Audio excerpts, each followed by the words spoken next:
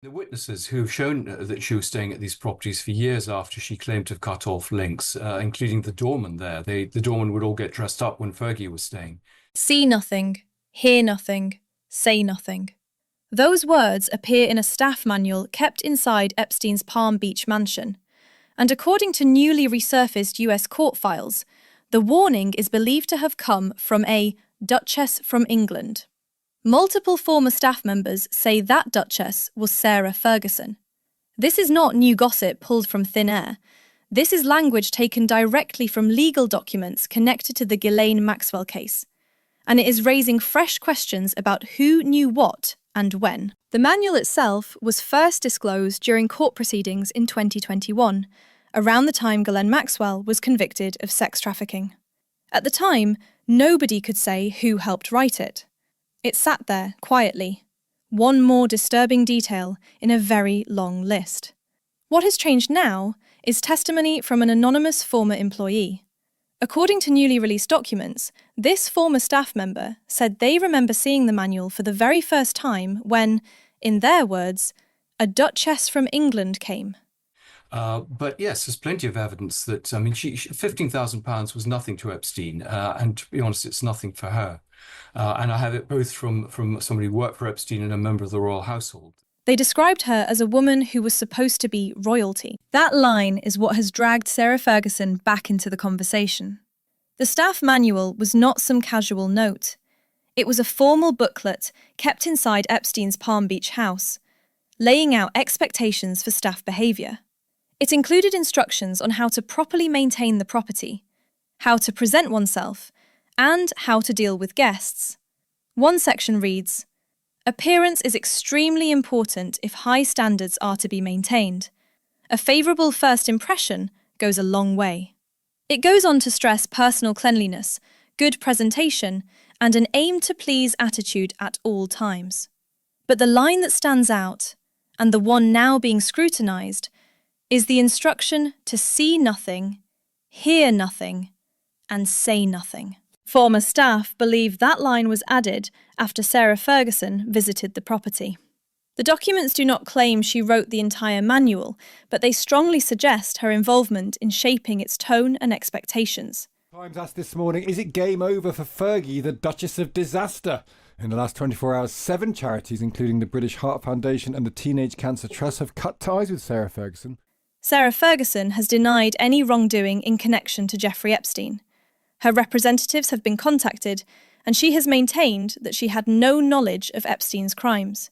Still, her name has been tied to Epstein before, most notably through her ex-husband, Andrew Mountbatten-Windsor, and recently released photos. Andrew lost his military titles and royal patronages after his friendship with Epstein became impossible for the royal family to defend. His disastrous 2019 interview only made matters worse, and he has largely disappeared from public life since. It's become increasingly worse as more information and more allegations come to light. Sarah, meanwhile, has always managed to remain slightly on the edge of the royal fold. She is divorced, technically non-working, and often described as both inside and outside the system at the same time. That position is part of what makes this story uncomfortable. The staff member did not name Sarah outright, but the phrase Duchess from England is not exactly a large pool to draw from. I've just been able to reveal today that she was actually in touch with Epstein for years afterwards, staying in his flats. So, this apology was, I have to say, not entirely genuine. Sarah was the Duchess of York at the time and was visiting Epstein around the period described. The manual itself included a checklist of duties that now reads as deeply unsettling. Staff were instructed to leave a toothbrush out for guests, place a pen on Epstein's nightstand, and ensure rooms were prepared exactly to specification.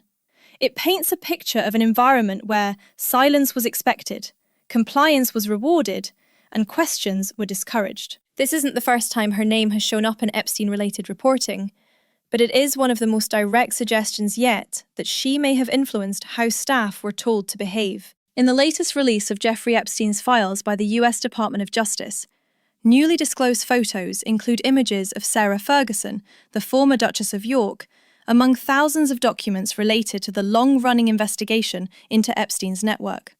One picture reportedly shows Ferguson seated on a couch, engaged in conversation with a woman, and another captures her posing on a street. Yes, I mean, the witnesses who've shown that she was staying at these properties for years after she claimed to have cut off links, including the doorman there. The doorman would all get dressed up when Fergie was staying. Though most of these images are undated and lack clear context.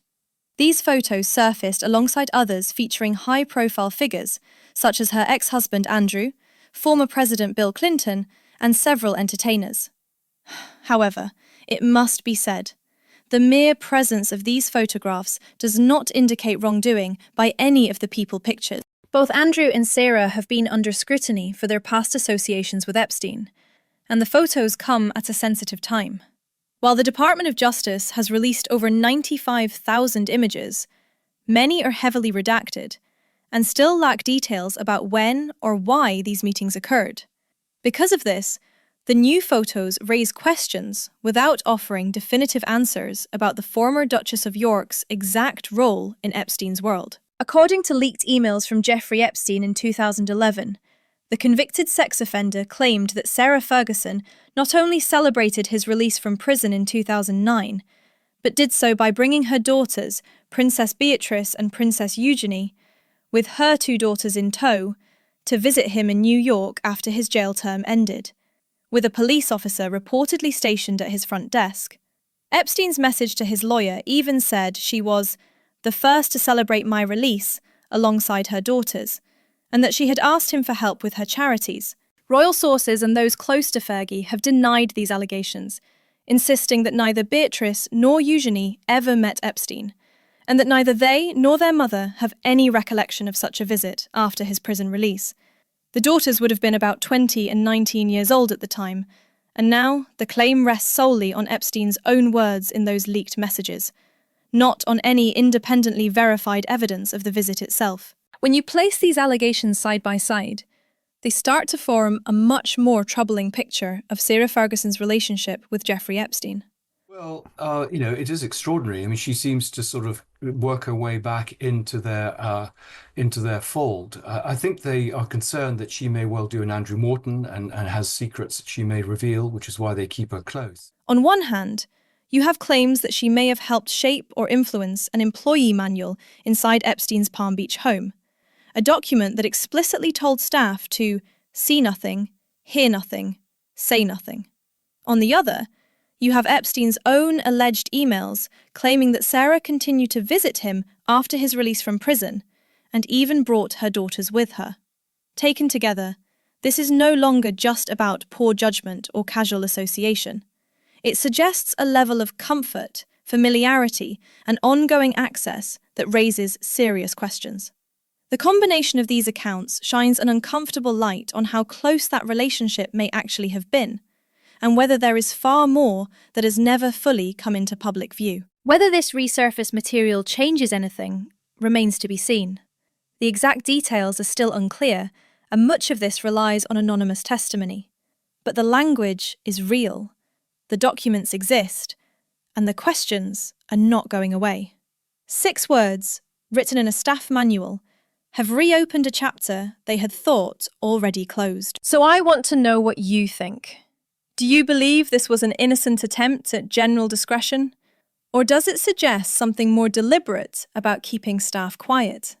Did Sarah have something to do with it? Let me know your thoughts in the comments. And if you want to stay up to date on the latest royal stories as they unfold, make sure you're subscribed.